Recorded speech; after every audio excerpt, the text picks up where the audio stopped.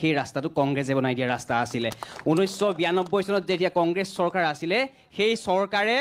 পঞ্চায়তী ৰাজ সিস্টেমটো আনিছিলে ভাৰতবৰ্ষত পঞ্চায়তী ৰাজ সিস্টেমটো কংগ্ৰেছ চৰকাৰে আনিছিলে মহাত্মা গান্ধীৰ সপোন আছিলে পঞ্চায়তী ৰাজ সিস্টেম মহাত্মা গান্ধীৰ সেই সপোনটো পঞ্চায়তী ৰাজ সিস্টেমটো কংগ্ৰেছ দলে আনিছিলে কংগ্ৰেছ চৰকাৰে আনিছিলে আপোনালোকে লাজ পাব লাগে যে পঞ্চায়তী ৰাজ সিস্টেমত কংগ্ৰেছ একো কৰা নাই বুলি ক'ব কাৰণে আপোনালোকে উন্নয়নৰ কথা কয় উন্নয়ন কাৰ হৈছে উন্নয়ন হৈছে বিজেপিৰ নেতা পালি নেতাৰ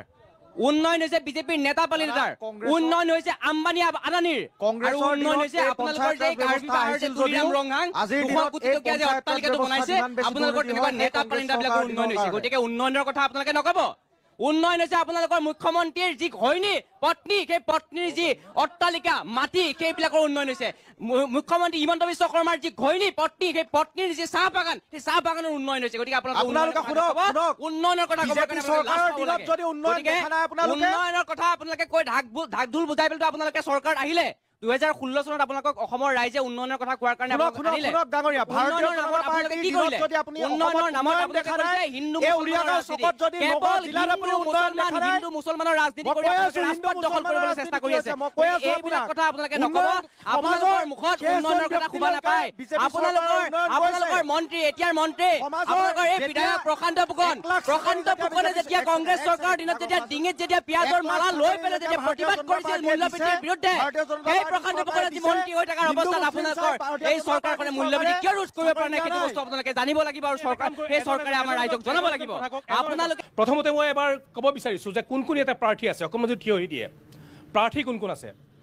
আমি তিনিজনকৈ প্ৰাৰ্থী দেখিছোঁ দুগৰাকী মহিলা আছে আৰু এগৰাকী ইয়াতে পুৰুষ আমি দেখিছোঁ তেওঁলোকে প্ৰাৰ্থিত্ব ইয়াতে খেলিছে তেওঁলোকে কেম্পেইন কৰি আছে কেম্পেইনৰ মাজতেই সময় উলিয়াই পেলাই অকণমান সময় কাৰণে আমাৰ ইয়াতে আহিছে ধন্যবাদ মই আপোনালোকৰ ওচৰলৈ আহিম কিন্তু প্ৰথমতেই মই আপোনাৰ পৰা জানিব বিচাৰিছোঁ দাদা আপুনি কেই মেছেজৰ পৰা আহিছে সম্ভৱ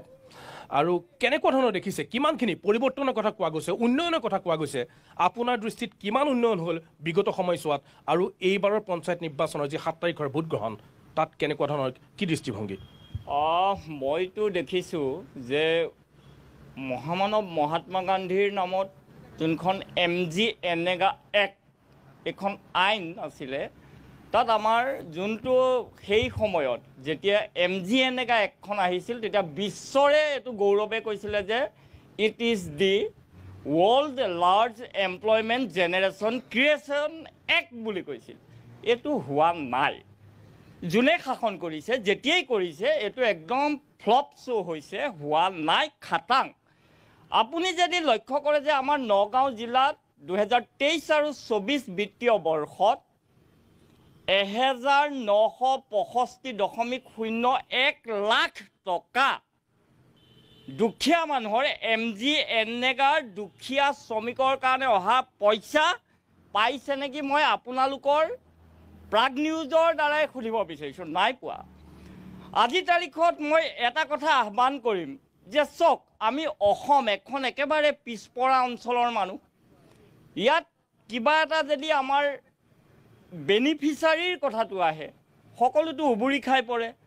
যদি ডেভেলপমেণ্ট হৈছে তেনেহ'লে এটা কথা আপুনি অৰ্থনীতিৰ ফালৰ পৰা লক্ষ্য কৰিব লাগিব যে বেনিফিচাৰীটো কমিব মোৰ PMAY ঘৰ এটাৰ কাৰণে মই পঞ্চায়তৰ লাইন লোৱাটো কমিব 1250 টকাৰ কাৰণে লাইন লোৱাটো কমিব এইটোতো হোৱা নাই আমি দেখা নাই এইটো হোৱা আমি যোনটো মোদী ডাঙৰীয়াই কৃষকক 2000কৈ টকা কোৱাৰ্টাৰলি দিছে 6000কৈ পায় এজন কৃষকে সেইটোৰ কাৰণে পিছে পিছে দৌৰি থাকিব নালাগিব আজি পঞ্জাৱৰ কৃষক এজনৰ এইটো অৱস্থা নহয় মই আহ্বান কৰিম যে পঞ্চায়তী ৰাজটো যোনটো প্ৰকৃত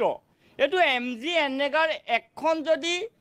সম্পূৰ্ণৰূপে ভালকৈ যদি ব্যৱহাৰ কৰে যি ৰাজনৈতিক দলেই নাহক তেওঁলোকে মেণ্ডেট পাব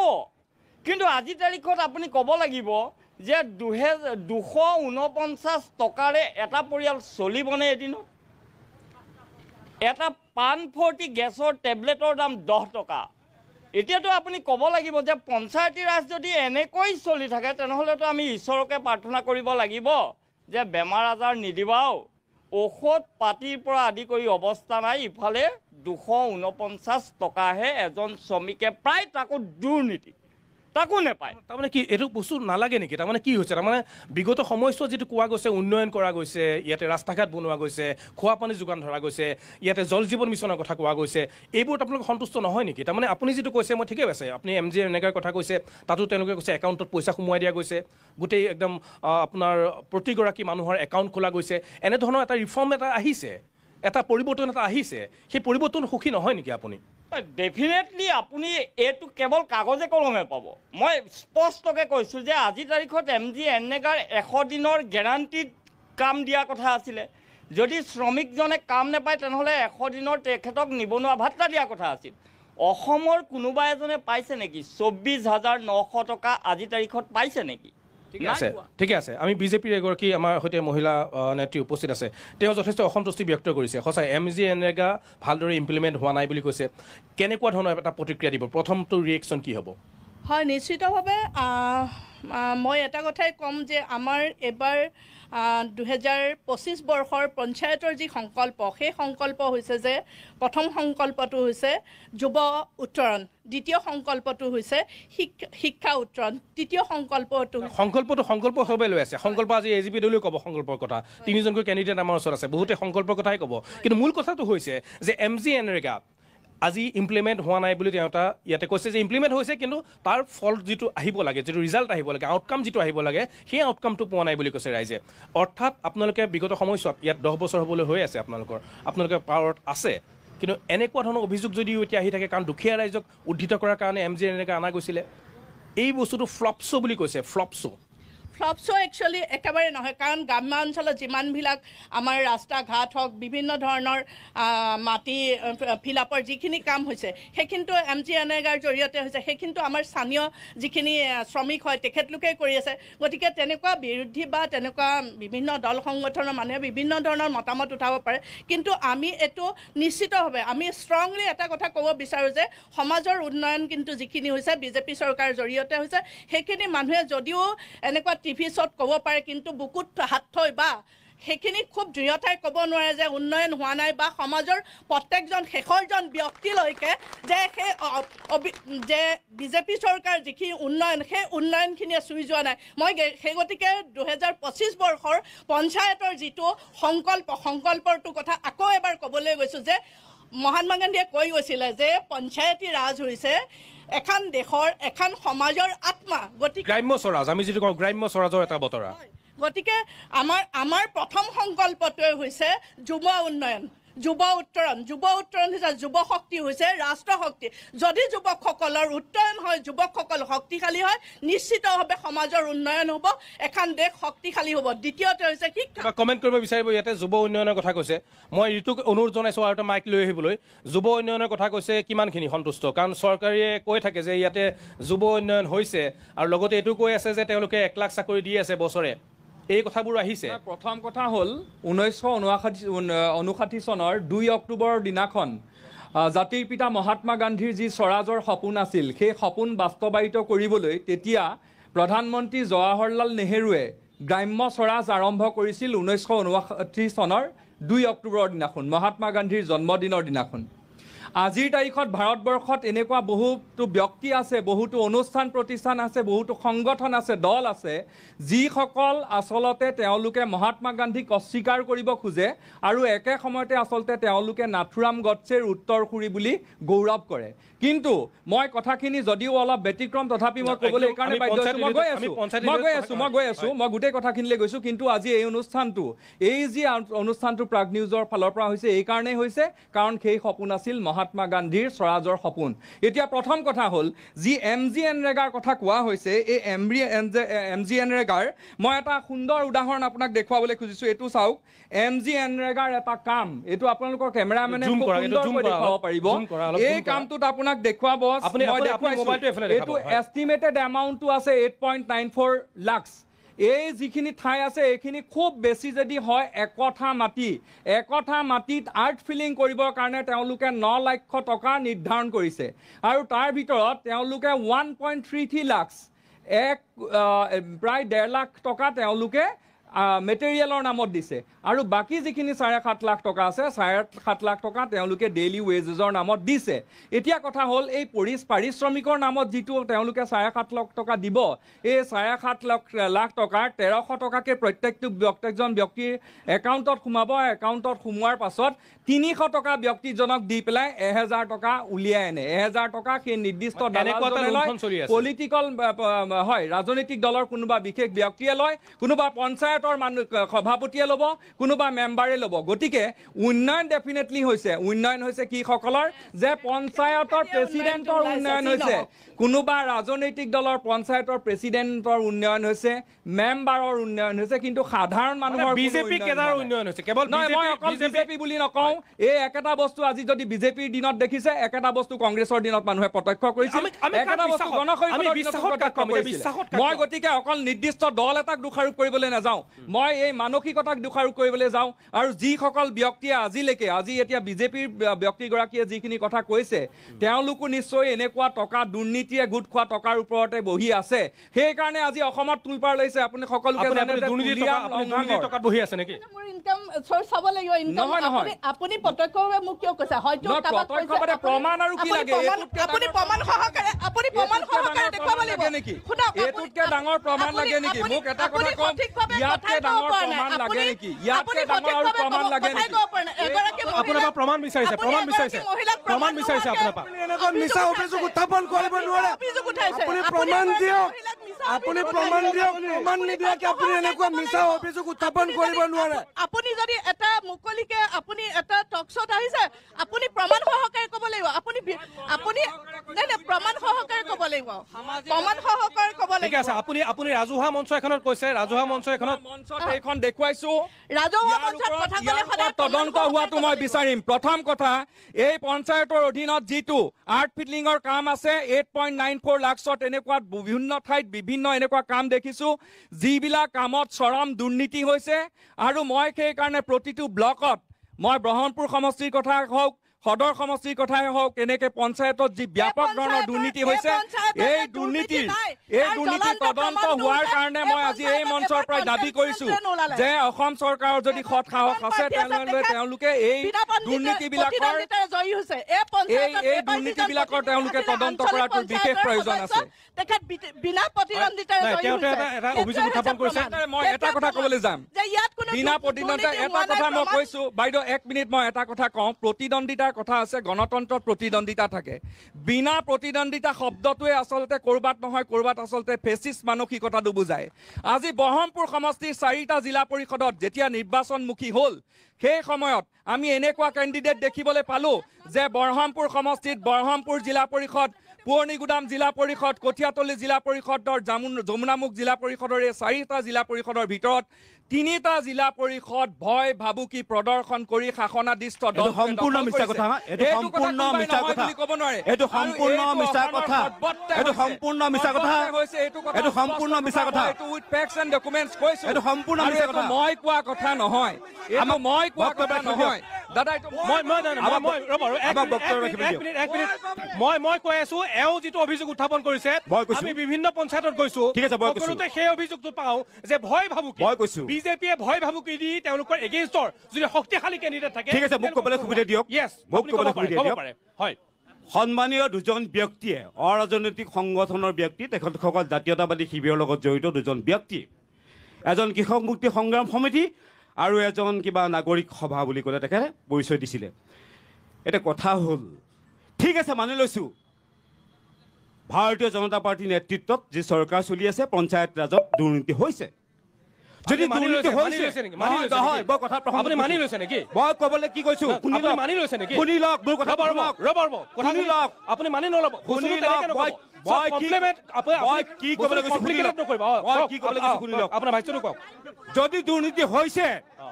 তেতিয়াহ'লে সেইসকল জাতীয়তাবাদী শিবিৰৰ নেতাই সেইসকল কৃষক মুক্তি সংগ্ৰাম সমিতিৰ যিসকল নেতা আছিল যিসকল জাতীয়তাবাদী শিবিৰৰ লগত জড়িত তেখেতসকল কিয় মনে মনে থাকিলে কি কাৰণ মনে মনে থাকিলে তেখেতসকলে কিয় আইনৰ ব্যৱস্থাৰে কিয় প্ৰতিবাদ নকৰিলে কিয় আইনৰ আশ্ৰয় নল'লে আজি আহি টক শ্ব'টোত তথ্য যে দাখিল কৰিবলৈ বিচাৰিছে আইনৰ ব্যৱস্থা আছে ৰাজপথত কিয় আন্দোলন নকৰিলে আইনৰ ব্যৱস্থা কিয় নললে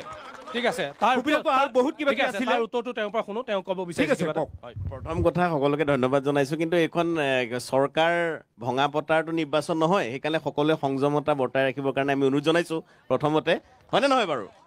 আমি বিধানসভা নিৰ্বাচন লোকসভা নিৰ্বাচনতো দেখা পাওঁ উত্তেজনাটো ইমান বাঢ়ে তাত চৰকাৰ ভঙা পতা হয় সেইকাৰণে উত্তেজনা কৰে ইয়াত আমি এতিয়া আমাৰ নিজৰ অঞ্চলৰ উন্নয়নৰ কথা আছে ইয়াত সেয়েহে আমি সংযমতা বৰ্তাই ৰখা উচিত আৰু এনেকুৱা এজন প্ৰাৰ্থী আমি প্ৰকৃততে নিৰ্বাচন কৰা উচিত সেয়া বিজেপি কংগ্ৰেছ AIDF যি য'ত আছে AGP নিৰ্দলীয় সকলোৱে যাতে আমাৰ অঞ্চলটোৰ উন্নয়নৰ কথাহে চিন্তা কৰে এতিয়া উন্নয়নৰ কথা চিন্তা কৰিবলৈ যাওঁতে দুৰ্নীতিৰ কথাটো আহি পৰিছে বিভিন্ন দিশ তাৰ লগত সংলগ্ন হৈ থাকে কিন্তু এটা কথা যিকোনো শাসকীয় দল বা বিৰোধী দলেও চিন্তা কৰে সকলোৱে আচলতে আমাক আমাৰ পূৰ্বৰ বক্তাসকলে কৈছে আমি সন্তুষ্ট হ'ব পৰা নাই বিৰোধী যদি একে নিষ্ক্ৰিয় হৈ গৈছে শাসকীয় পক্ষই তাতে আকৌ হলাগছ দেখি দেখিছোঁ বাগি কোঠাৰ মৰাও দেখা গৈছে বিৰোধীৰ ওপৰত এইটো হ'ব নালাগে আচলতে আমিও যিখিনি দেখিছোঁ শুনিছোঁ আৰু আমাৰ উপৰোক্ত বিজেপি শাসিত চৰকাৰ কৈছে আমি প্ৰতিবাদ কৰিছোঁ জাতীয় দল সংগঠনে নিৰ্দিষ্ট ঠাইত কৰিছোঁ ৰাজপথৰ সংগ্ৰাম কৰিছোঁ RTI কৰিছোঁ উদাহৰণসহ ক'ব পাৰোঁ বহমপুৰ অঞ্চলত এই আমাৰ নৈ পামৰ কাষতে এখন আমাৰ শ্মশানৰ কাৰণে তাত পইচা আহিছিলে MGNৰেগা অন্তৰাগত কিন্তু 4-5 গাড়ী মাটি পেলাই তাতে গোটেই কামটো সামৰিলে সেই পূৰ্বৰ আমি নিজেই মই সেইখন RTI কৰিছোঁ আৰু তাত আমি পিছত আমি যেতিয়া পৰৱৰ্তী সময়ত সেইখিনি কথা আগুৱাব বিচাৰিছোঁ আমাকো বিভিন্ন ধৰণে কথা পতা গৈছে আমি ভয় ভাবুকি নাখাওঁ আমি আপোনালোকক অনুৰোধ জনাম আপোনালোকে আইনৰ চাওক আমি RTI কৰি পেলাই আইনৰ আশ্ৰয় লৈছোঁ আমি তাৰ তথ্য সহকাৰে প্ৰমাণ দিব পাৰোঁ আপুনি কথাটো ক'লে কাৰণে আপোনালোকে আইনৰ আশ্ৰয় কিয় নললে আমি আইনৰ আশ্ৰয় লৈছোঁ বিজেপিয়ে নচলায় আইনৰ আশ্ৰয় লৈছোঁ আপোনাক কৈছোঁ এইটো কথা কথাটো মানে তেনেকুৱা নহয় আমি এতিয়া বৰ্তমান আমাৰ এই অঞ্চলৰ উন্নয়নৰ কাৰণে আমাৰ বৃহত্তৰ নগাঁও জিলাৰ উন্নয়নৰ কাৰণে প্ৰতিটো দল সংগঠনে এনেকুৱা প্ৰাৰ্থী নিৰ্বাচন কৰা উচিত যিসকলে প্ৰকৃততে কামবোৰ কৰিবগৈ আৰু তেওঁলোকে নিজস্ব ধৰণৰে কাম কৰাৰ হাবিয়াসো থাকিব লাগিব আৰু সেই ক্ষেত্ৰত অৰ্হতাও থকা উচিত আমি দেখা পাওঁ যে আমি ক'ব নোৱাৰোঁ এইটো মহিলাসকলক আমি তললৈ বা তুচ্ছ তাচ্ছিল্য কৰিও কোৱা নাই কিন্তু বিভিন্ন সময়ত আমি দেখা পাওঁ যে মহিলাসকলে সংৰক্ষিত পদবীত যায়গৈ কিন্তু পৰৱৰ্তী সময়ত তেখেতসকলৰ পৰিয়ালৰ মানুহে গোটেই হৰ্তাকৰ্তা হৈ উঠে হয়নে নহয় বাৰু সেইবোৰ হ'ব নালাগে আমাৰ মহিলাসকল যিহেতুকে 50% সংৰক্ষিত আসন আছে তেওঁলোকৰ কথাবোৰ তেনেকেও নহয় আমি না এইটো ক'ব লাগিব আমাৰ ৰাষ্ট্ৰপতি আমি আমাৰ প্ৰেক্টিকেল লাইফৰ পৰা কৈছোঁ আমি আপুনি আমাৰ গ্ৰাউণ্ডত আহিছে আপুনি আমাৰ গ্ৰাউণ্ডত আহিছে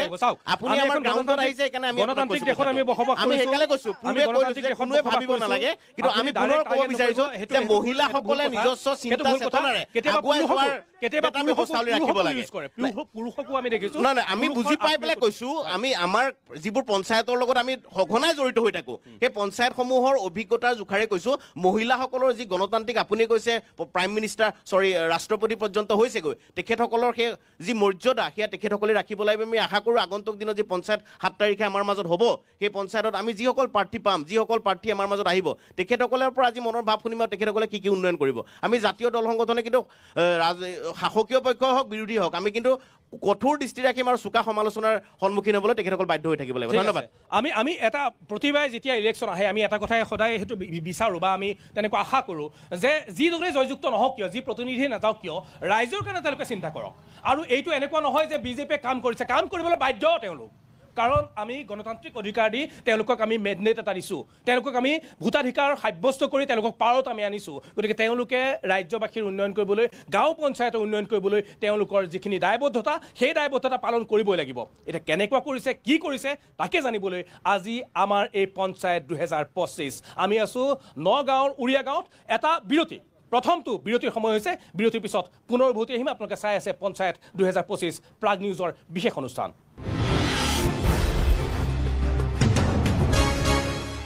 বিৰতিৰ পিছত পুনৰ স্বাগতম জনাইছোঁ আপোনালোকে চাই আছে আমাৰ এই বিশেষ অনুষ্ঠান পঞ্চায়ত 2025 আৰু ইতিমধ্যেই প্ৰথম পৰ্যায়ৰ যি ভোটগ্ৰহণ সেই ভোটগ্ৰহণ সমাপ্ত হৈছে এতিয়া অপেক্ষা 7 তাৰিখলৈ 7 তাৰিখে দ্বিতীয় পৰ্যায়ৰ ভোটগ্ৰহণ মধ্য অসম আৰু নামনি অসমত সেই ভোটগ্ৰহণ প্ৰক্ৰিয়া চলিব আৰু তাৰ পূৰ্বে আমি আহি উপস্থিত হৈছোঁহি নগাঁও জিলাৰ মধ্য অসমৰ অন্যতম কেন্দ্ৰবিন্দু নগাঁও জিলাৰ উৰিয়া গাঁৱত আমি উপস্থিত হৈছোঁহি ইয়াত বহুকেইটা পঞ্চায়তৰ ইয়াতে প্ৰতিনিধি আছে তেওঁলোক ভোটাৰো আছে অৰাজনৈতিক সংগঠন আছে ৰাজনৈতিক সংগঠন আছে তেওঁলোকেনো কি বিচাৰে কেনেকুৱা ধৰণৰ তেওঁলোকে প্ৰতিনিধি বিচাৰে কেনেকুৱা ধৰণৰ তেওঁলোকে এটা ভৱিষ্যত বিচাৰে আগন্তুক 5টা বছৰৰ কাৰণে তাৰ কাৰণে আমাৰ এয়া এটা প্ৰয়াস আহক আমি অকণমান কেণ্ডিডেট কেইজনৰ সৈতে অকণমান কথা পাতোঁ কেইজনমান প্ৰাৰ্থী আছে আপুনি আছে বাইদেউ আপুনি আছে আৰু আপুনি আছে অকণমান আপোনাৰ পৰিচয়টো দি দিব নমস্কাৰ মোৰ নাম শ্ৰী ৰিংকুমণি ভূঞা 4 নং বহমপুৰ গাঁও পঞ্চায়তৰ 2 নং ৱাৰ্ডৰ পৰা মই প্ৰাৰ্থিত্ব আগবঢ়াইছোঁ আৰু মই এইখিনি মোক এইভাবে ৰাইজৰ ওচৰলৈ মই আগবাঢ়ি গৈছোঁ ৰাইজক সেৱা কৰা মানসেৰে কাৰণ মই মোৰ কোনো এইটো মোৰ পেচা নহয় মোৰ আচলতে সৰুৰ পৰা এটা অভ্যাস আছিলে যে মই ৰাইজৰ হৈ কাম কৰিম বৰ্তমান সেই সুযোগটো অকমান যদি ৰাইজে দিয়ে তেতিয়াহ'লে মই এতিয়া ভূঞা ডাঙৰীয়ানীক কিয় ভোট দিব লাগে ৰাইজে কিয় ভোট দিব কাৰণ আপুনি কেনেকুৱা ধৰণৰ এটা ৰোড মেপ বনাইছে আগন্তুক 5টা বছৰৰ কাৰণে মই বৰ্তমান 2 নং ৱাৰ্ডৰ আমাৰ ৰাইজক মই আশ্বাস দিব বিচাৰিছোঁ যে মই বহুতো মানে হেৰিয়াৰ পৰা শুনো যে ৱাৰ্ড মেম্বাৰসকলক তেওঁলোকে নেপায় ঘৰলৈ বিচাৰি আহিব লাগে মই 2 নম্বৰ ৱাৰ্ডৰ পৰা যদি মোক আমাৰ ভোটাৰ ৰাইজে যদি মোক জিকাই পঠিয়ায় তেতিয়াহ'লে মোৰ ঘৰলৈ আহিব নালাগে মোৰ পঞ্চায়তৰ যি কাৰ্যালয় আছে তাৰ কাৰ্যালয়তে মোৰ নিৰ্দিষ্ট সময়ত পাব বুলি মই আশ্বাস দিছোঁ আৰু লগতে আমাৰ 2 নং ৱাৰ্ডৰ যিবিলাক সমস্যা ৰাস্তা ঘাট আদিকে ধৰি আৰু আমাৰ যিসকল মানে আৰ্থিকভাৱে পিছপৰা লোক আছে তেওঁলোকক মই মানে কথা দিব পাৰোঁ যাতে আমাৰ অসমৰ পঞ্চায়তবিলাকৰ ভিতৰত মোৰ 2 নং ৱাৰ্ডে এনেকুৱা এক ৱাৰ্ড হ'ব য'ত যাতে দুৰ্নীতি মুক্ত হ'ব সঁচা হ'বনে কথাবোৰ সঁচা হ'বনে আৰু মোৰ দৃঢ় বিশ্বাস কাৰণ দুৰ্নীতি বস্তুটো এটা অৱস্থা তেজতো থাকিব লাগে কিন্তু মই মোৰ মানে এটা হেৰিয়াত ক'ব বিচাৰোঁ যে মোৰ মানে বংশৰ যদি অতীতটো মই চাব যাওঁ তেতিয়াহ'লে মোৰ গাত কোনো তেনেকুৱা মানে তেজৰ হেৰি নাই আৰু সেয়েহে মই সমূহ মানে বহমপুৰ 2 নং পঞ্চায়ত বহমপুৰ 4 নং পঞ্চায়তৰ 2 নং ৱাৰ্ডৰ সমূহ ভোটাৰ ৰাইজক মই আহ্বান জনাওঁ যাতে তেওঁলোকে মোক যদি উপযুক্ত বুলি ভাবে তেতিয়াহ'লে তেওঁলোকে মোক মানে তেওঁলোকৰ ভোট দান কৰি তেওঁলোকে যাতে মোক তেওঁলোকৰ সেৱা কৰিবলৈ আগবঢ়াই দিয়ে ঠিক আছে এইটো ৰাইজৰ ওপৰত থাকিব গোটেইখিনি 7 তাৰিখে ভোট গ্ৰহণ 11 তাৰিখে ৰিজাল্ট আহিব বাইদেউ 11 তাৰিখে এটা ৰিজাল্ট আহিব আপোনাক কিয় ভোট দিব লাগিব আপোনাৰ পৰিচয়টো অকণমান দি ল'ব নমস্কাৰ মোৰ নাম শ্ৰী পাপুৰী শৰ্মা বৰা মই উৰিয়া গাঁও পঞ্চায়তৰ 8 নং ৱাৰ্ডৰ প্ৰাৰ্থী আপোনাক কিয় ভোট দিব লাগিব আপুনি কোনবোৰ কেনেকুৱা ধৰণৰ সমস্যা সমাধান কৰিবলৈ আপুনি গৈ আছে মই বৰ্তমানে বহুত সমস্যাৰ সমাধান হ'বলগীয়া হৈছে মই যিটো পাৰ্টিৰ কাৰণে কাম কৰি থাকোঁ সেই পাৰ্টিৰ যিবিলাক নেতা মানে গাঁৱৰ যি নেতা মানে ওপৰৰ মানুহখিনিয়ে গাঁৱত কিছুমান নেতা দিয়ে ন সমূহীয়াকৈ কাম কৰিবলৈ ধৰক আপুনি গছ এজোপাৰ তলত ছাঁ বিচাৰি ৰখি আছিল গছজোপা বতাহত হালি গ'ল ঠিক মোৰ লগত তেনেকুৱা এটা পৰিস্থিতি হৈছে কোন দলৰ হৈ আপুনি কাম কৰিছিলে বিজেপি কিন্তু ওপৰৰ মানুহসকলে আমাৰ গাঁও লেভেলত যিখিনি মানুহক কাম কৰিবলৈ দিয়ে মই এটা ভাবোঁ ওপৰৰ মানুহখিনিৰ এটা দায়িত্ব থাকিব লাগে যে বিধায়কে হওক যোনেই হওক ইয়াত যে কিছুমান নেতা দিয়ে মানে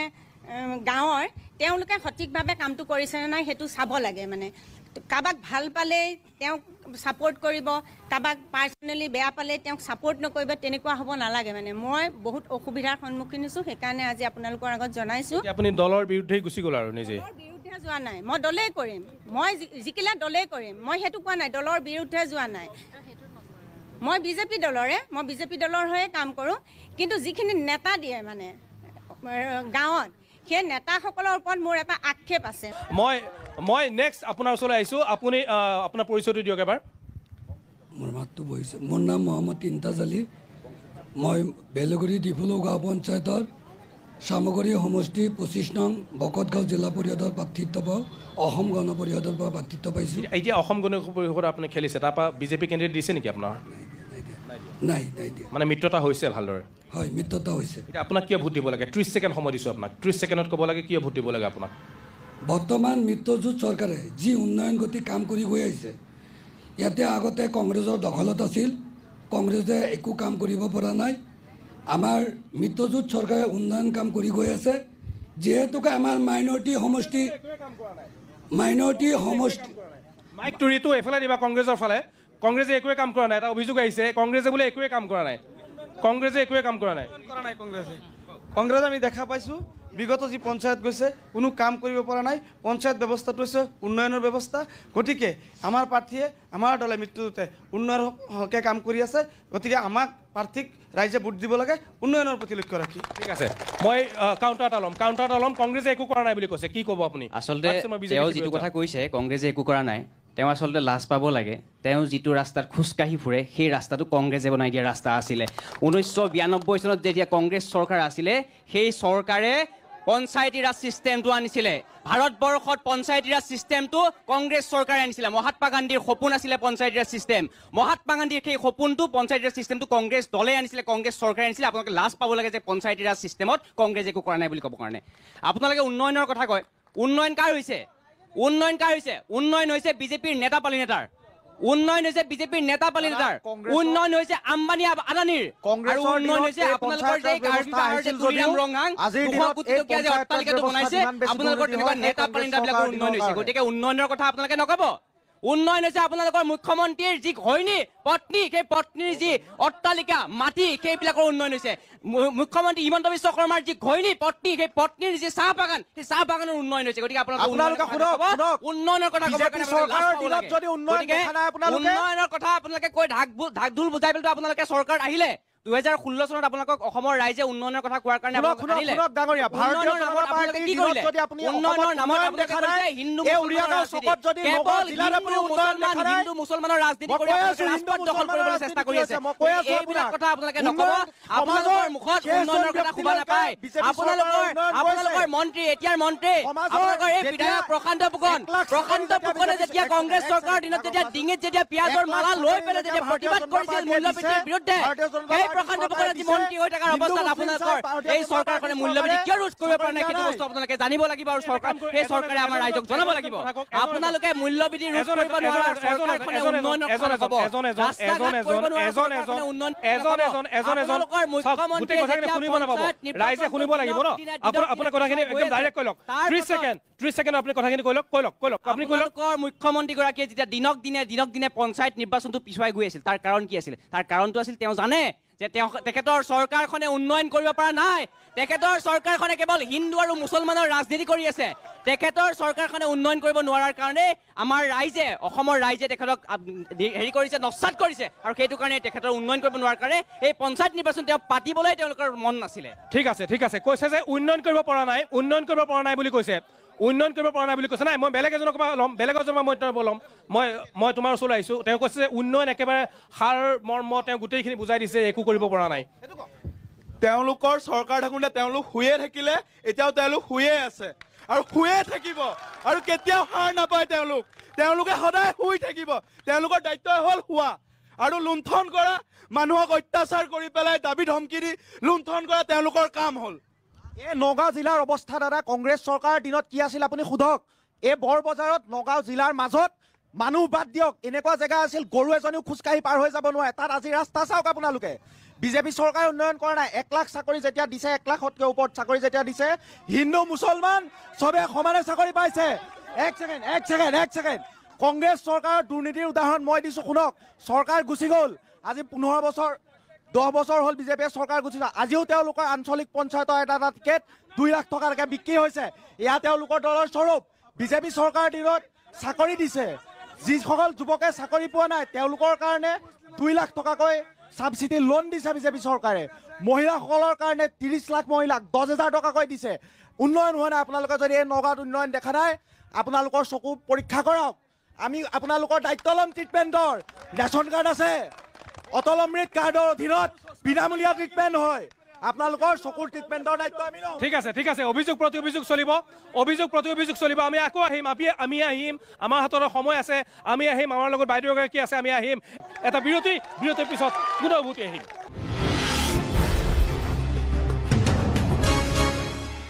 বিৰতিৰ পিছত পুনৰ স্বাগতম জনাইছোঁ আপোনালোকে চাই আছে পঞ্চায়ত 2025 আমি নগাঁৱৰ উৰিয়া গাঁৱৰ পৰা এই আমাৰ সম্প্ৰচাৰ অব্যাহত ৰাখিছোঁ আৰু ইতিমধ্যেই বহুখিনি অভিযোগ উঠিছে প্ৰতি অভিযোগ উঠিছে মই আহিছোঁ আমাৰ মহিলা এগৰাকী আছে আপোনাৰ ওচৰলৈ আহিছোঁ এতিয়া মই বিৰতিৰ পূৰ্বে কৈছিলোঁ যে ইয়াতে অৰুণোদয়ৰ কথা কৈছিলোঁ কেনেকুৱা ধৰণে দেখিছে অৰুণোদয় যিটো এটা আঁচনি কোৱা গৈছে যে মহিলা সবলীকৰণৰ কাৰণে এই আঁচনিখন কৰা গৈছে আপুনি সন্তুষ্ট মই আচলতে অৰুণোদয়টোতকৈ যদি মহিলাসকলক সবলীকৰণ কৰিব হয় তেওঁলোকক স্কিলত অলপমান ট্ৰেইনিং দিলে বেছি ভাল হয় কাৰণ কি ধৰি লওক যিটো অৰুণোদয় পইচা পায় সেইটো দি এখন ঘৰ আচলতে নচলে যিহেতু মূল্যবৃদ্ধি বহুত আৰু মই ইয়াত কোনো পাৰ্টিৰ হৈ নহয়, মই মানে নিজৰ এটা মোৰ নিজৰ পইণ্ট অফ ভিউটো এনেকুৱা যে যিটো মানে নেক্সট ইলেকশ্যনত আমি যাকেই নুঠাওঁ কিয় আপুনি কৈ থকাৰ দৰে নিকা হ'ব লাগে আৰু তেওঁ সমাজৰ কাৰণে সঁচাকৈয়ে কাম কৰিব লাগে। আৰু ইয়াতে মোৰ এটা কথা হাঁহি উঠিছে, এই তেওঁলোকৰ এজনে ভালকৈ কথাটো ক'লে ভাল লাগে, চবেই একদম মানে উঠি দিয়ে, আমিয়ে বুজি পোৱা নাই তেওঁলোকে একচুৱেলি কৈ আছে কি। সেইটো কাৰণে ঠিকে আছে, আপোনালোকে কি কৰিছে, কি ক'বলৈ মন আছে কওক, আপোনালোকৰতো বেলেগৰটো শুনক, কিন্তু অভাৰলেপিং হ'ব নালাগে, মানে মই সেইটোৱে ক'ব বিচাৰিছোঁ। আৰু আপুনি এটা কথা ক'লে যে কিবা মহিলাসকল যে 10,000 টকাটো বৰ্তমানলৈকে কিন্তু পোৱা নাই, এবছৰ হৈ গ'ল, যিটো মানে কৈছিলে ন বহুত জল্দি হ'ব টাইপত, বা যিখিনি প্ৰেছাৰাইজ কৰি যিখিনি গছপুলি ৰোৱাইছিলে, তো মই ভাবোঁ চৰকাৰে সেইটো কাম আমাৰ মহিলাসকলক দিয়াতকৈ তেওঁলোকে নিজেও কৰিব পাৰিল হয়, যিটো গছটো তেওঁলোকে বেছিকৈ কাটিছে। কিন্তু গছপুলি ৰোৱাটো আমাৰে কিয় দায়িত্ব, মানে খালি মহিলাসকলকে যে দিলে 3টাকৈ ৰুবই লাগিব বা নেক্সটটো 6টা, গম পাইছেনে? তো সেইটো কাৰণে বহুতখিনি মাইকী মানুহৰ ঘৰত এইবোৰ লৈ বহুত অশান্তিও হৈছে। আৰু কি হৈ যায়, য'তেই কিবা এটা মিটিং পাতে এইটোৱে প্ৰথম টোপটো দিয়ে যে 10,000টো যদি পাবলৈ আছে তাত যাব লাগিব। সেইটো বস্তু মানে ভাল নালাগে। যদি কিবা এটা দিছে, যদি আপুনি চৰকাৰখনকে মই কৈছোঁ দেই, যদি দিছে আপোনালোকে সেইটোকে বাৰে বাৰে কিয় ব্লেকমেইলিং কৰি থাকে, মানে এইটোলৈ সভালৈ আহক, নহ'লে আপুনি সেইটো নাপায়, হয়নে নহয় কওকচোন? কংগ্ৰেছে চাপৰি বজাইছে, কংগ্ৰেছৰ খুব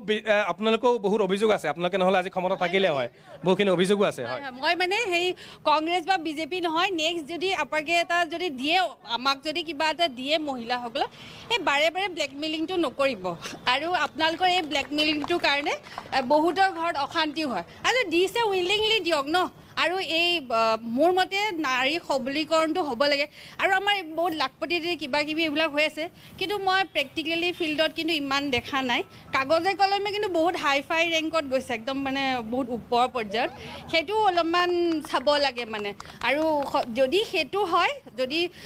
এনেও এখন ঘৰ যেনেকৈ এজনী মাইকী মানুহে খুব ধুনীয়াকৈ চলায়, ঠিক সেইদৰে যদি মাইকী মানুহৰ যদি স্কিলটোৰ ওপৰত যদি অকণমান যদি আমাৰ গভমেণ্টে যদি এনেও বাৰু দিছে দেই কৰ্চেছবিলাক আছে, কিন্তু তথাপিও কিছুমান কণ্ডিশ্যনৰ কাৰণে ভিতৰৰ জেগাবিলাকৰ এতিয়াও পোৱা নাই ফ্ৰী ট্ৰেইনিংবিলাক, সেইবোৰ দিলে অলপ ভাল হয়। আৰু সেইটোৱে ঠিক আছে, ধন্যবাদ থাকিলে। আমি বাইদেউ আপোনাৰ ওচৰলৈ আহিম, কিন্তু আমাৰ লগত জ্যেষ্ঠ নাগৰিক কিছুমানো আছে। আমি অকণমান জ্যেষ্ঠ নাগৰিকৰ পৰা অকণমান জ্যেষ্ঠ নাগৰিকৰ পৰা লৈ লওঁ অলপ। আপুনি কেনেকুৱা ধৰণৰ কি মন্তব্য কৰিব, কাৰণ সন্মুখত আকৌ ইলেকশ্যন, আকৌ ইয়াতে প্ৰতিশ্ৰুতি চলিছে, যিয়েই নকওক। মই কোনো ৰাজনৈতিক দলৰ হৈ ক'বলৈ নাযাওঁ, মই সাধাৰণ নাগৰিক হিচাপে কৈছোঁ। মই প্ৰথমতে পৰিৱৰ্তন কি দেখিছোঁ মই সেইটো কৈছোঁ। বৰ্তমান মই পৰিৱৰ্তন দেখিছোঁ যে বৰ্তমান চৰকাৰখনে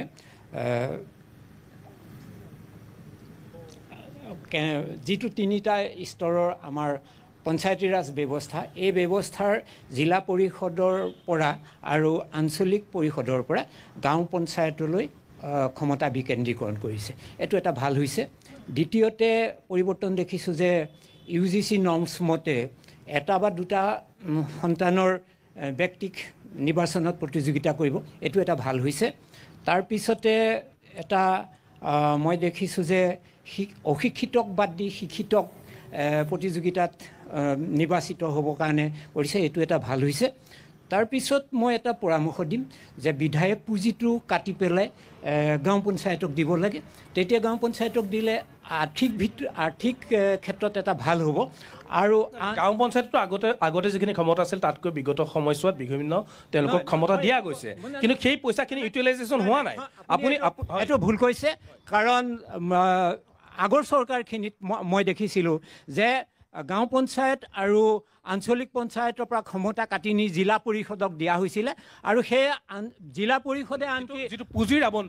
আবণ্টনটো আগতকৈ বাঢ়িছিলে, সেইটো আমি অন গ্ৰাউণ্ড কিন্তু দেখা পোৱা নাই। পুঁজিৰ আবণ্টন বাঢ়িছে, ইয়াত অভিযোগ আহে যে পঞ্চায়তৰ যিজন সভাপতি তেওঁৰ পকেটত পইচা সোমায়, তেওঁ আধা কাম কৰে, পঞ্চায়তৰ সচিবৰ তাত পকেটত পইচা সোমায়, আঞ্চলিক পঞ্চায়ত জিলা পৰিষদ সকলোখিনি দুৰ্নীতিৰ কথা কৈছে। মই দুৰ্নীতিৰ কথা পৰিৱৰ্তনখিনি মই কৈছোঁ, পৰামৰ্শটো ক'লোঁ। মই দুৰ্নীতিৰ ক্ষেত্ৰত ক'ব খোজোঁ, আজি গঠন হ'বলৈ গৈ আছে পঞ্চায়তখন 5 বছৰৰ বাবে,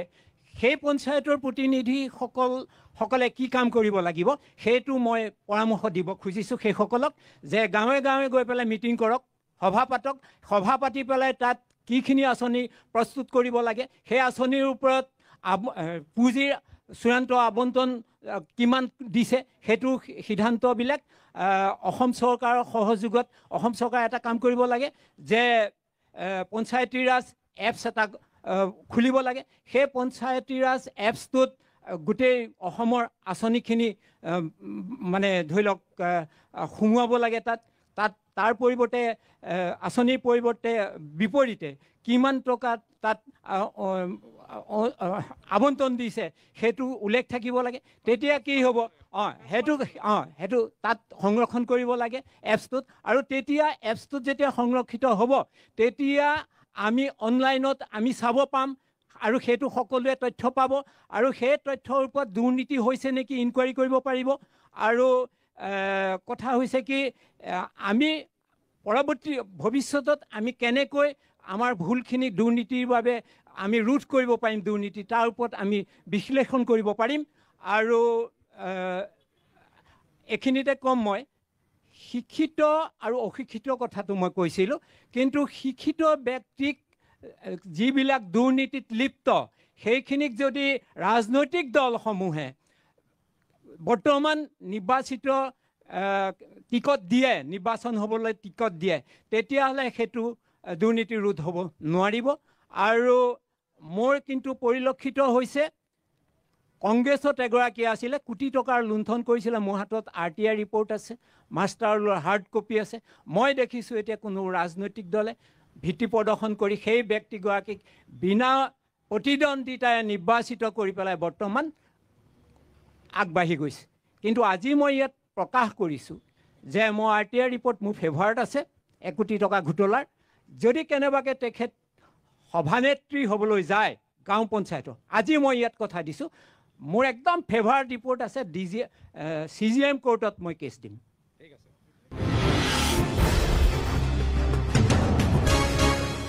শেহতীয়া যিটো পাইছোঁ, আজি কেইদিনমানৰ আগত এটা ভিডিঅ' সাংঘাতিকভাৱে সম্প্ৰচাৰ হৈছিল। শাসনাধিষ্ঠ দলটোৰ মানুহে গৈ পেলাই পঞ্চায়তৰ ভোট খুজিবলৈ গৈ তেওঁলোকে অপেনলি কৈছে, সকলো ৰাইজক স্পষ্টভাৱে কৈছে যে কিবা কাৰণত যদি বিজেপিক আপোনালোকে ভোট নিদিয়ে তেতিয়াহ'লে কিন্তু আপোনালোকৰ অৰুণোদয় কৰ্তন কৰা হ'ব। আপোনালোকৰ নাম যদি ঘৰৰ তালিকাত আছে তেতিয়াহ'লে এই যিটো চৰকাৰী ঘৰ তাৰ পৰা আপোনালোকৰ নাম কৰ্তন কৰা হ'ব, ঠিক তেনেকৈ অন্যান্য সুবিধাৰ পৰা কৰ্তন কৰা হ'ব। এইটো স্পষ্টভাৱে এইটো ভিডিঅ'ত প্ৰচাৰ হৈছে, এইটো স্পষ্ট।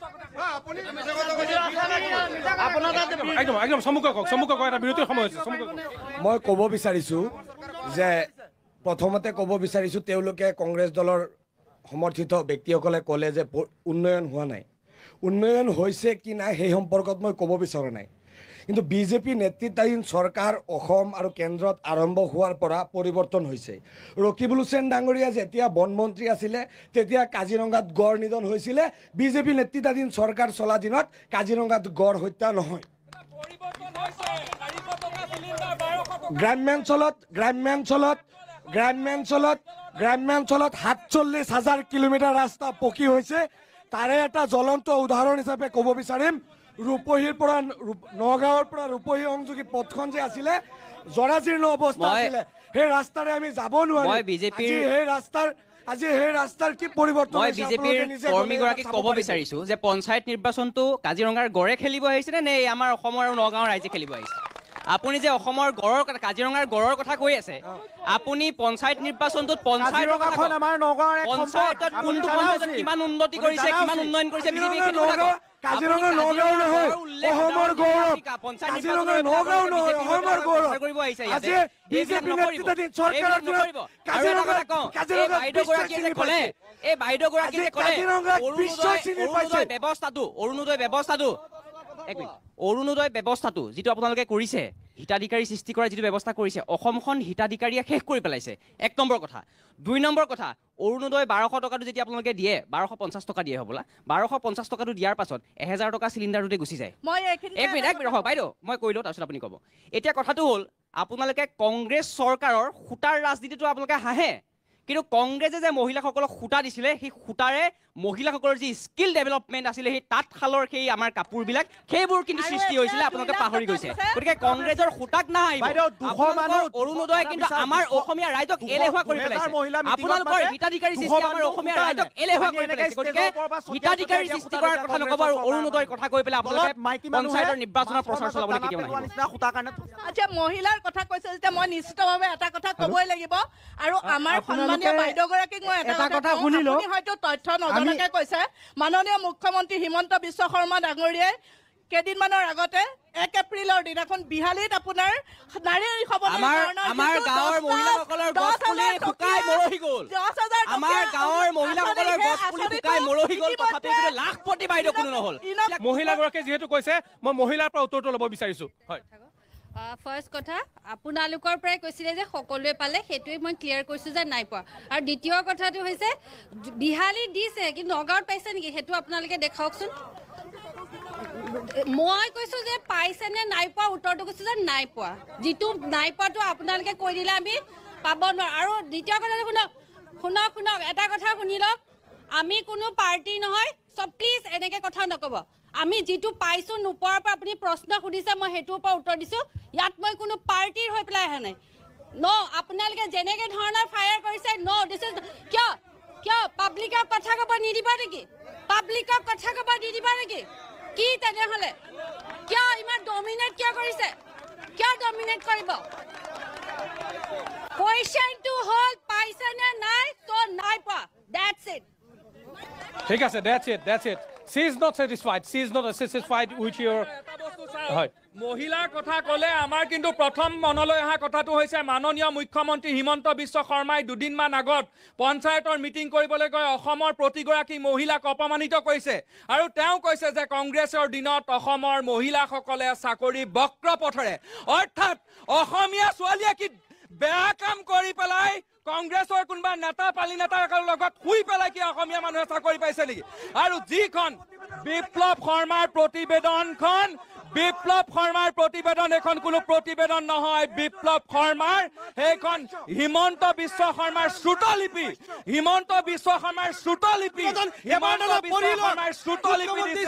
আৰু বিপ্লৱ শৰ্মাই লিখি গৈছে নহ'লে অসমৰ আটাইতকৈ কলংকিত কেলেংকাৰীত অভিযুক্ত ব্যক্তিজনী হ'ল হিমন্ত বিশ্ব শৰ্মা আৰু নিশ্চয়কৈ বিপ্লৱ শৰ্মাৰ প্ৰতিবেদনত থাকিলহেঁতেন যিহেতু এই প্ৰতিবেদনখন মুখ্যমন্ত্ৰী হিমন্ত বিশ্ব শৰ্মাৰ শ্ৰুতলিপিত লিখা হৈছে গতিকে এই প্ৰতিবেদনত হিমন্ত বিশ্ব শৰ্মাৰ নাম নাই আৰু যিজন প্ৰাক্তন মুখ্যমন্ত্ৰী তৰুণ গগৈৰ বিষয়ে আনকি হিমন্ত বিশ্ব শৰ্মাই এটাও এলিগেশ্যন আনিব নোৱাৰিলে তেখেতৰ নামটো তাত লিপিবদ্ধ আছে গতিকে এখন বিজেপিৰ ঠিক আছে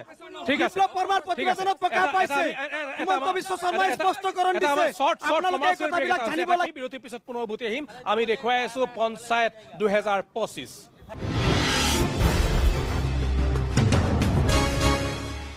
বিৰতিৰ পিছত পুনৰ স্বাগতম জনাইছোঁ আপোনালোকে চাই আছে পঞ্চায়ত 2025 আৰু 7 তাৰিখে আহি আছে দ্বিতীয় পৰ্যায়ৰ ভোট গ্ৰহণ পঞ্চায়ত নিৰ্বাচনৰ তাকে কেনেকুৱা ধৰণৰ ৰাইজৰ মতামত সেই কথাটো জানিবৰ কাৰণে আমি আহি উপস্থিত হৈছোঁহি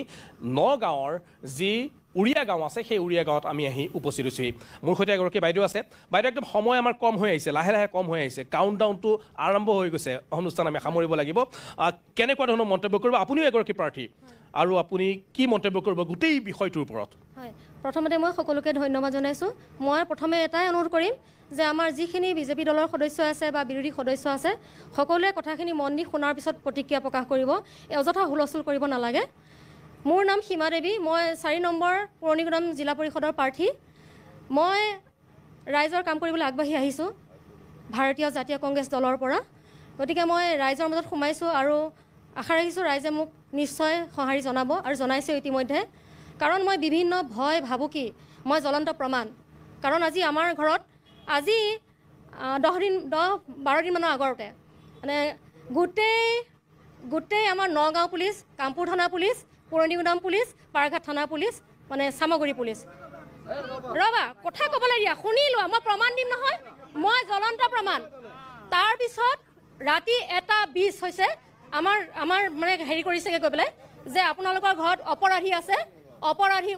উলিয়াই দিয়ক তেতিয়া মই ক'লোঁ আমাৰ ঘৰত কোনো অপৰাধী নাই। কাক অপৰাধী? কৈছে আপোনাৰ নামত কোনো একো নাই, কিন্তু আপোনালোকৰ ঘৰত অপৰাধী আছে।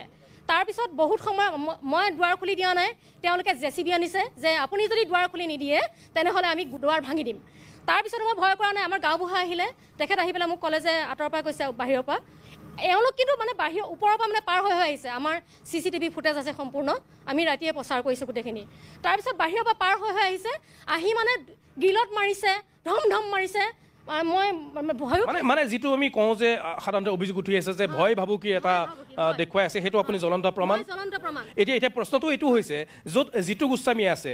য'ত আপোনাৰ শৰ্মা ডাঙৰীয়া আছে, এনেকুৱা এটা BJP ডমিনেটেড এটা অঞ্চল, তাত কংগ্ৰেছৰ শক্তি কিমান হ'ব? আমাৰ শক্তি বহুত আছে। আমি শক্তিশালীভাৱে আগবাঢ়ি আহিছোঁ, যিহেতু জনতা আমাৰ লগত আছে। আমি জনতাৰ প্ৰতি ঘৰে ঘৰে গৈছোঁ। ইলেকশ্যনৰ ৰিজাল্টত নিশ্চয় আমি হয়তো নাজানো আমাৰ কি হয়, কিন্তু আমাক জনতাই কংগ্ৰেছ শূন্য নহয়, কংগ্ৰেছ দুগুণে উৎসাহে আগুৱাই। ৰূপক শৰ্মাৰ ফালৰ পৰা কেতিয়াবা আহিছে নেকি ভয় ভাবুকি? তেখেতৰ পৰা অহা নাই। জিতু গোস্বামীৰ ফালৰ পৰা তেখেত মই নাম নকওঁ, কিন্তু যেতিয়া আমাৰ ঘৰলৈ 4খন থানা পুলিচ আহিব, ৰ'ব মই ভিডিঅ' ফুটেজ দিছোঁ। ভিডিঅ' ফুটেজ চাওক, ভিডিঅ' ফুটেজ চাওক, ভিডিঅ' ফুটেজ চাওক। হয়, কথাটো হ'ল আপোনালোকে কি কৰিছে নকৰিছে অসমৰ জনতাই ইতিমধ্যে দেখিছে। যিটো PMAY আৱাস যোজনাৰ যিটো জব কাৰ্ডৰ ধন কিয় দিয়াত ব্যৰ্থ হৈছে,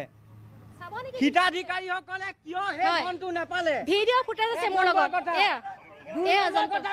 CCTV ভিডিঅ' ফুটেজ এয়া চাওক। এইটো বিভিন্ন প্ৰচাৰ আপোনালোকৰ প্ৰচাৰ মাধ্যমতো প্ৰকাশ হৈছে। এয়া চাওক, এগৰাকী নাৰীক এটা 20 ৰাতি 20ৰ পৰা 4:30লৈকে যিখিনি অমানসিক ব্যৱহাৰ কৰা হ'ল, এয়া জ্বলন্ত প্ৰমাণ। দেখুৱাই দিছোঁ। একদম কুইক একদম সময় কম হৈ আছে, আপুনি একদম 30 ছেকেণ্ডত কওক। এতিয়া উন্নয়নৰ কথা হৈছে নহয়, আপোনালোকৰ শ্লোগান আছিল যে 70 বছৰে কংগ্ৰেছে কি কৰিলে।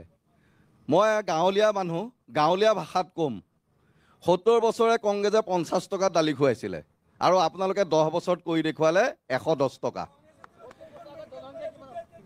2016 চনত শুনক, 2016 চনত গেছ চিলিণ্ডাৰৰ দাম 400 টকা, আৰু এতিয়া আপোনালোকৰ দিনত 1000 টকা। এতিয়া প্ৰথম কথাটো হ'ল মেডিকেল কলেজৰ ৱাল কেইখনৰ বাহিৰে মেডিকেল কলেজৰ ৱাল কেইখন বিল্ডিং কেইটা বনালে মেডিকেল কলেজ হৈ নুঠে। তাত উপযুক্ত পৰিমাণৰ চিকিৎসক থাকিব লাগিব। আপোনালোকে উপযুক্ত পৰিমাণৰ কিমান দেখুৱাইছে সেইটো দেখুৱাওক। বিজেপিৰ নেতা পালি এটা কমিশ্যন খাইছে, তাত দপ্ত নাই, জনগণৰ উন্নতি হোৱা নাই, এইটো স্পষ্ট কথা। তাত হাড়ৰ চিকিৎসা নহয়, সাধাৰণ পেট কামোৰ এটা হ'লে GMCত পঠিয়ায়। আমাৰ নগাঁও মেডিকেল কলেজ। আপোনালোকে উন্নয়নৰ কথা এনেকে নক'ব, কিন্তু আৰু আপোনালোকে কথা আৰু মই এইখিনিতে এটা কথা ক'ব খোজো।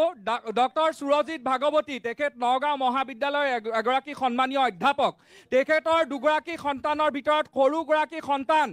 মানে জৰুৰীকালীন অৱস্থাত নগাঁও মেডিকেল কলেজলৈ যোৱাৰ পাছত তেওঁক এখন ষ্ট্ৰেচাৰ নাছিল কঢ়িয়াই নিবৰ কাৰণে, আৰু ৱাৰ্ড বয় পৰ্যন্ত তাত নাছিল, কোনো চিকিৎসক নাছিল। এয়াই হ'ল মেডিকেল কলেজৰ অৱস্থা। মেডিকেল কলেজ ইয়াত বিজেপিৰ দিনত দুটা চি স্পষ্ট হৈ পৰিছে, এটা হ'ল কমিশ্যন, এটা কনষ্ট্ৰাকশ্যন।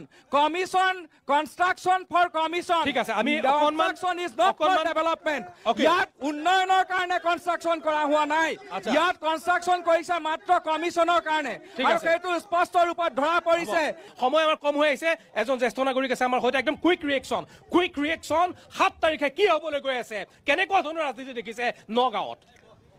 মোৰ এতিয়া প্ৰশ্ন হয় যে আমি বিনা পইচাৰ চাউল পাওঁ, আৰু বিনা পইচাৰ চাউল পাই ভাৰতবৰ্ষৰ 80 কোটি মানুহে, কিন্তু মোৰ ঘৰৰ ওচৰৰ এজন 85 বছৰীয়া বৃদ্ধ মানুহে সেই চাউল কেইটা নেপায়, আৰু তেওঁ 2 দিন 4 দিন লঘোণ হৈ থাকে। সেই পঞ্চায়তবিলাকে এই লঘোণ হৈ থকা মানুহবিলাকক কিয় চকু নপৰে? মোৰ এটা প্ৰশ্ন হৈছে, যিসকল বৃদ্ধ মানুহক পেঞ্চন দিয়া হয়, সেই বৃদ্ধ মানুহসকলৰ ভিতৰত সেই দুখীয়া মানুহ যিকেইজনে বৃদ্ধ পেঞ্চন নেপায়, সেইকেইজনক পঞ্চায়তৰ মানুহবিলাকে কিয় দৃষ্টি নিদিয়ে। মোৰ এতিয়া এটা প্ৰশ্ন হৈছে, যিসকল পঞ্চায়তৰ কৰ্মী নিৰ্বাচনত জিকি গৈ এতিয়াতো বহুত ডাঙৰ ডাঙৰ কথা কয়, জিকাৰ পিছত তেওঁলোকে এটা চহী মাৰিবৰ কাৰণে কিয় মানে বিৰত থাকে? তেওঁ চহীটো মাৰিবলৈ অসুবিধা হয়, কিবা এটা সুবিধা তেওঁক কৰি দিব লাগে কিয়? তেওঁক কিবা এটা বেক মানি কিয় দিব লাগে? মই এজন ইয়াতে ব্যক্তি আছে, তেওঁৰ পৰা মই ল'ম এটা ফাইনেল কমেণ্ট এটা লওঁ।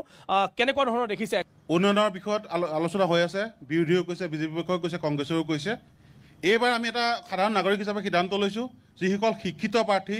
যিসকল নিকা ভাৱমূৰ্তি প্ৰাৰ্থী, সেই প্ৰাৰ্থীসকলক আমি যোন দলেই নহওক তেখেতসকলক আমি ভোট দিম, সেইটো আমি সিদ্ধান্ত লৈছোঁ। দ্বিতীয়তে এটা কথা কওঁ, সকলোৱে কৈছে উন্নয়ন হৈছে বুলি। উন্নয়ন হৈছে নহৈছে সেইটো কথা মই আজি এইখন টক শ্ব'টোত মই নকওঁ, কিন্তু এটা কথা মই আপোনাক দেখুৱাই দিওঁ। চাওক, আমাৰ ফুটাগাঁও গাঁও পঞ্চায়তৰ অন্তৰ্গত আমাৰ ঋষিগৰুবাটত এই ফলকখন চাওক। এই ফলকখনৰ এগেইনষ্টত 22 লাখ টকা ছেংচন হৈছিলে, 22 লাখ টকাৰ 2 লাখ টকা কাম নহ'ল। গতিকে আমি জিলা আয়ুক্তৰ ওচৰত ইয়াৰ ওপৰত অভিযোগ দিছিলোঁ, কিন্তু তেখেতে কোনো বিহিত ব্যৱস্থা নল'লে। আমি চৰকাৰখনক এইবাৰ এটা আহ্বান জনাইছোঁ, এই মঞ্চৰ পৰাই আহ্বান জনাইছোঁ, আগন্তুক যি পঞ্চায়ত গঠন হ'ব তাত যিখিনি উন্নয়নৰ কাৰণে চৰকাৰে যি টকা ধাৰ্য কৰিব, সঠিক ৰূপত যাতে সেই টকাখিনিৰ প্ৰয়োগ হয়, কোনো প্ৰতিনিধিয়ে যাতে পইচা খাব নোৱাৰে, তাৰ ওপৰত চোকা দৃষ্টি চৰকাৰে ৰাখিব লাগে। চোকা দৃষ্টি ৰাখিব লাগে, সেইটোৱে একদম ফাইনেল কমেণ্ট। মই অনুষ্ঠান শেষ কৰিব লাগিব, চাওক সকলোৱে সময় দিব নোৱাৰিও চাগে। 30টা বিষয়ৰ ওপৰত পঞ্চায়তত ডেভেলপমেণ্টৰ কথা কোৱা হয়। আচলতে ৰাস্তা ঘাটৰ উন্নয়নটোৱে আচল উন্নয়ন নহয়। 29টা বিষয় আছে পঞ্চায়তত, জীৱন জীৱিকাৰ পৰা নাগৰিকৰ সন্মানলৈকে। সেইখিনি ক্ষেত্ৰত পঞ্চায়তে কাম কৰা উচিত, যিটো কৰা দেখা নাযায়। আজিও আমাৰ শাসকীয় পক্ষই ৰাস্তা ঘাটৰ কথাই কৈ থাকিলে, উৰিয়াগাঁও চাৰিআলি ডেভেলপমেণ্টৰ কথা কৈছে। আমি তেওঁলোকক জনাব বিচাৰিছোঁ, তাত KFC কেছ কিবা কিবি এইবিলাক পেট্ৰল পাম্প খুলিলে সেয়া উন্নয়ন নহয়। তাত অসমীয়া মানুহে কিমানে কাম পাইছে, আৰু দ্বিতীয়তে অসমীয়া স্থানীয় মানুহখিনিয়ে কেনেকৈ জীৱন নিৰ্বাহ কৰি চাহ তামোল বেছি আছে, তাৰ ক্ষেত্ৰত চৰকাৰখনে কি পদক্ষেপ ল'ব, সেইটো এটা আচৰিত কথা আমাৰ হ'ব। আৰু সেয়েহে আমি পুনৰ ক'ব বিচাৰিছোঁ, আগন্তুক পঞ্চায়ত নিৰ্বাচনত সকলো ৰাইজে আচলতে প্ৰকৃততে যিজনে সমাজৰ হৈকে কাম কৰিব তেখেতৰ বেকগ্ৰাউণ্ডটো চাইহে ভোট দিয়া উচিত বুলি আমি অনুভৱ কৰোঁ। ধন্যবাদ। ঠিক আছে, মই ধন্যবাদ থাকিল। একদম চমুকৈ অনুষ্ঠান আমি সামৰিব লাগিব। সকলোকে ধন্যবাদ দিছোঁ। 30 ছেকেণ্ড। অসমৰ যুৱক যুৱতীসকল আত্মসংস্থাপনৰ ভাত বিচাৰি ল'বলৈ মাননীয় মুখ্যমন্ত্ৰী হিমন্ত বিশ্ব শৰ্মা ডাঙৰীয়াই CM ট্ৰিপল আঁচনি গ্ৰহণ কৰিছে, আৰু ইয়াৰ অধীনত প্ৰতিজন যুৱকক 2 লাখকৈ টকা দিয়াৰ ব্যৱস্থা কৰিছে। পৰৱৰ্তী 2 লাখ টকা কিমানে পাইছে সেইটো এটা প্ৰশ্ন। 2 লাখ টকা কিমানে পাইছে? যোৱা বছৰ দাদা 1 লাখ যুৱক যুৱতীয়ে এই আঁচনি পাইছে। নগাঁৱৰ সদৰত 350তকৈ বেছি যুৱক যুৱতীয়ে পাইছে, মোৰ তাত ৰেকৰ্ড আছে। আৰু এইবাৰো ছেপ্টেম্বৰ মাহত আমাৰ ল'ৰা ছোৱালীয়ে চেক পাব। অকল ল'ৰা ছোৱালী নহয়, 45 বছৰলৈকে ইয়াৰ ভিতৰত বহুত মহিলা সোমাই আছে, সকলো সোমাই আছে। আৰু আপোনাক মই এটা মেইন পইণ্ট কৈছোঁ দাদা, আজিৰ ডেটত বিজেপি চৰকাৰে যে ভাল কাম কৰিছে তাৰ লাষ্ট আপুনি এটা প্ৰমাণ চাওক। চমুকৈ এটাই প্ৰমাণ দিলোঁ, বিৰোধী শূন্য আজি অৱস্থা হৈছে। কংগ্ৰেছ দলৰ আপোনাৰ প্ৰগ্ৰেম শেষ হোৱা নাই। কংগ্ৰেছ দলৰ এজন মানুহ ইয়াত নাই, এজন নেতা নাই, পলাল প্ৰগ্ৰেম শেষ হোৱা। ঠিক আছে, ধন্যবাদ থাকিল সকলোকে। ধন্যবাদ থাকিল। আমাৰ সময়টো একদম কমি